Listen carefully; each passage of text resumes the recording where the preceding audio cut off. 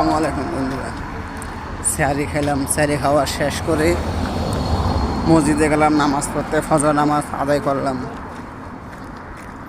আসলে ফজর আমাদের শান্তি লাগে আলাদা। যারা স্যারি খেয়ে ঘুমিয়ে যান, ফজর নামাজ পড়েন না, তারা বুঝবেন না।